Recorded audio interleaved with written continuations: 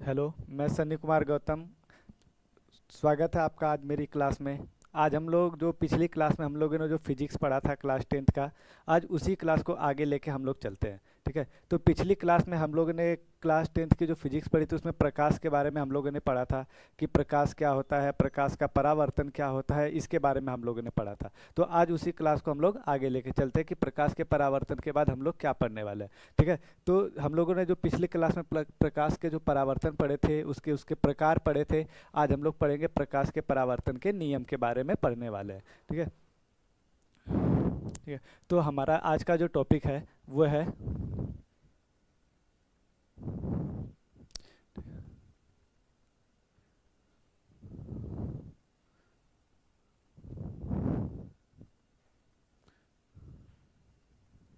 यहाँ यह है परावर्तन के नियम।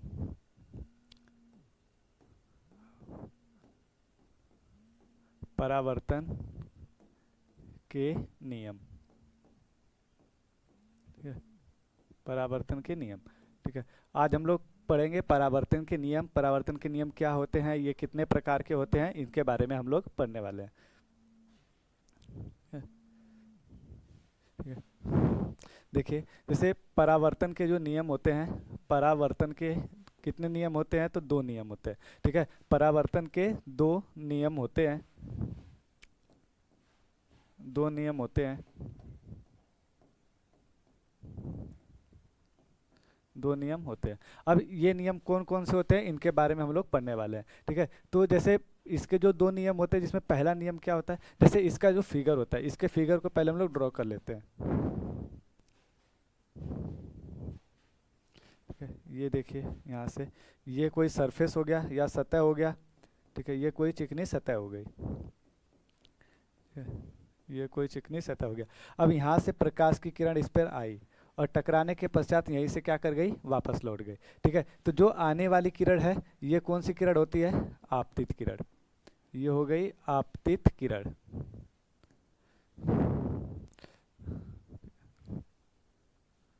ठीक है। ये हो गया हमारा आपतित किरण। आपतित किरण। ठीक है। और जो टकरा कर वापस जा रही है, ये हो जाएगी परावर्तित किरण। परावर्तित किरण। ठीक है। और इसके बीच में क्या डाला जाता है, लंब। इसके बीच में एक लंब डाल दिया जाता है। इस लंब को हम लोग क्या बोलते हैं, अभिलंब बोलते हैं। ये हो गया अभिलंब हो गया। ये हो गया अभिलंब। ठीक है। यानी कि ये जो प्रकाश का परावर्तन होता है, ये क्या होता है कि प्रकाश जब किसी सतह से टकराता है, जब प्रकाश किसी सतह से टकराता है, टकराने के पश्चात क्या करता है, वापस लौट जाता है। यानी कि जब प्रकाश किरण किसी सतह से टकराता है, टकराने के पश्चात क्या कर जाए, वापस लौट जाए, तो इसी घटना को हम लोग परावर्तन कहते हैं। तो जो किरण क्या करते हैं, सतह से टकराती है, जो किरण क्या करेगी, सतह से टकराती है, इस किरण को हम लोग क्या बोलते हैं, आपतित किरण बोलते हैं। तथा जो किरण टकरा कर क्या कर जाती है, वापस चली जाती है, जो किरण टकरा कर वापस चली जाती है, इस किरण को हम लोग बोलते हैं परावर्तित किरण बोलते हैं। और इनके बीच में एक क्या होता है, लंब डाला जाता है या परपेंडिकुलर डाला जाता है, जिसे हम लोग क्या कहते हैं, अभिलंब कहते हैं। ठीक है। तो इसमें जो आपतित किरण होती है और ये अभिलंब होता है, तो जो आपतित किरण और अभिलंब के बीच में जो एंगल या जो कोण बनता है, इसे हम लोग बोलते हैं आपतन कोण। ठीक है। इसे हम लोग क्या बोलेंगे, आपतन कोण बोलते हैं। ये होता है आपतन कोण।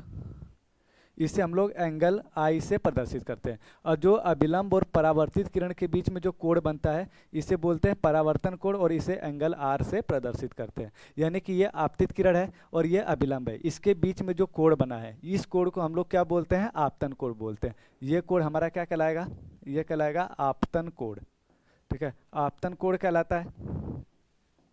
ठीक है। और जो अभिलंब और परावर्तित किरण, जो अभिलंब और परावर्तित किरण है, इसके बीच में जो कोण बनता है, ये कोण हमारा क्या कहलाता है, परावर्तन कोण कहलाता है।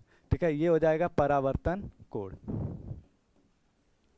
ये हो जाएगा परावर्तन कोण हो जाएगा। ठीक है। तो जो परावर्तन के जो दो नियम होते हैं, परावर्तन के जो दो नियम होते हैं, इसमें पहला नियम क्या होता है, इसमें पहला नियम क्या होता है कि जो आपतित किरण होती है, जो आपतित किरण होती है, आपतित किरण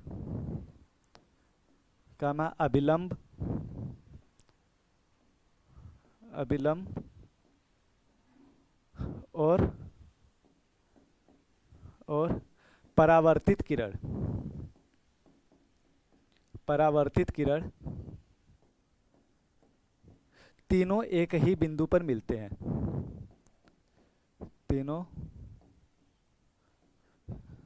एक ही बिंदु पर मिलते हैं।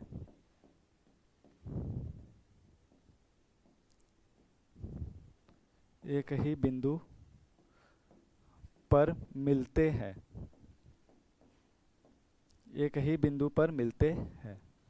ठीक है, देखो आपतन जो परावर्तन के जो नियम होते हैं, परावर्तन के नियम में जो पहला नियम हमारा दिया गया है कि जो आपतित किरण, अभिलंब और परावर्तित किरण, यानी जो ये आपतित किरण हो गई, ये अभिलंब हो गया और ये क्या हो गया, परावर्तित किरण हो गया। ये तीनों क्या कर रहा है, एक ही बिंदु पर यहाँ पर क्या कर रहा है, मिल रहा है। तो ये हो गया इसका पहला नियम हो गया। और जो दूसरा नियम होता है, दूसरा नियम क्या होता है, इसमें दूसरा नियम होता है कि जो आपतन कोण होता है, ठीक है, आपतन कोण, आपतन कोण यानी कि ये हमारा क्या हो जाएगा, एंगल आई। जो एंगल आई है, जो आपतन कोण एंगल आई तथा परावर्तन कोण, परावर्तन कोण, परावर्तन कोण एंगल आर। ठीक है, आपतन कोण क्या हमारा एंगल आई है और परावर्तन कोण क्या है, एंगल आर है। तो जो आपतन कोण एंगल आई और तथा परावर्तन कोण एंगल आर जो होता है, ये क्या होता है, आपस में बराबर होते हैं। ठीक है, आपस में बराबर होते हैं। आपस में बराबर होते हैं। आपस में बराबर होते हैं।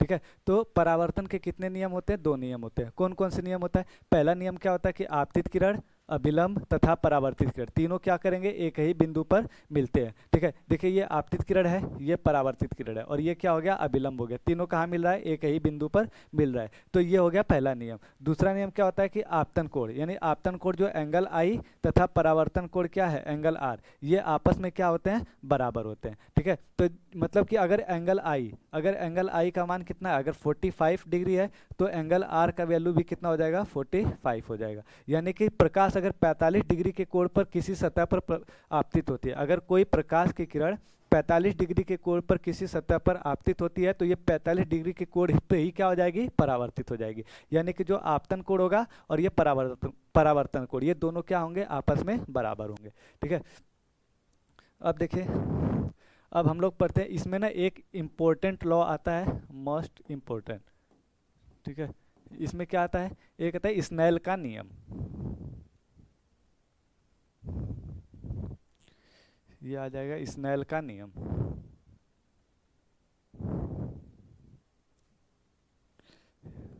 स्नेल का नियम, स्नेल का नियम।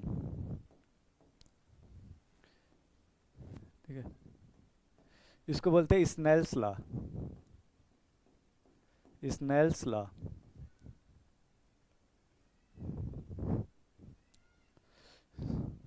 स्नेल्स लॉ ये क्या होता है, तो देखिए स्नेल्स लॉ क्या होता है कि मतलब कि जो आपतन कोण होता है, यानी कि जो एंगल आई होता है, आपतन कोण,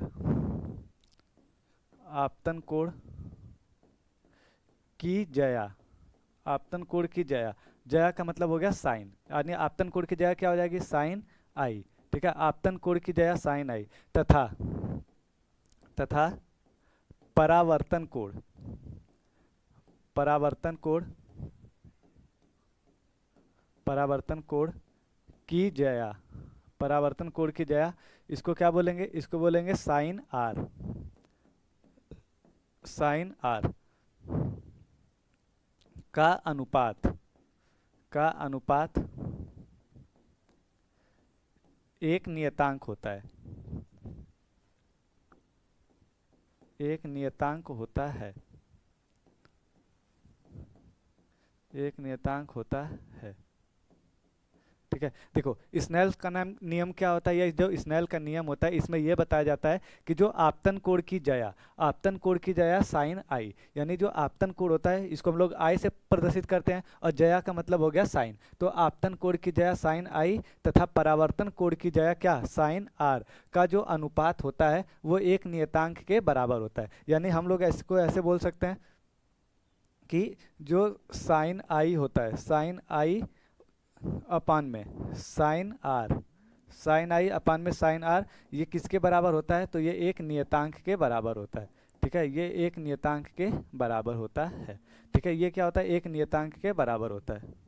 ठीक है, तो स्नेल का नियम क्या होता है? स्नेल का नियम ये होता है कि जो आपतन कोण की जया साइन आई तथा परावर्तन कोण की जया कितना साइन आर का जो अनुपात होता है वो क्या होता है? एक नियतांक के बराबर होता है। इसी नियम को हम लोग क्या बोलते हैं? स्नेल का नियम या स्नेल्स लॉ कहलाता है। ठीक है, स्नेल का नियम कहलाता है। तो हम लोगों ने पढ़ा कि परावर्तन के कितने नियम होते हैं? तो परावर्तन के 2 नियम होते हैं, जिसमें हम लोग पढ़े इसके बारे में।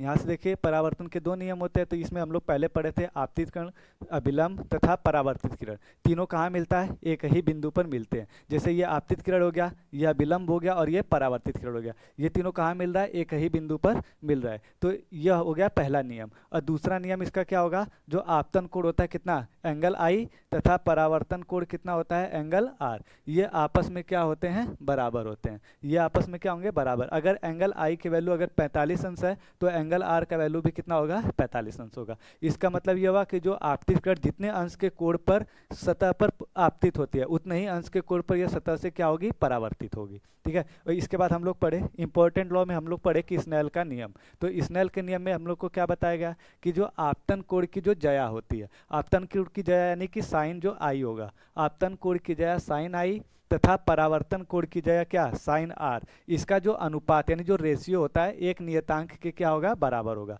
यानी कि जो साइन आई अपान में साइन आर ये किसके बराबर होगा? एक नियतांक के बराबर होगा। इसी को हम लोग क्या बोलते हैं? स्नेल्स लॉ बोलते हैं।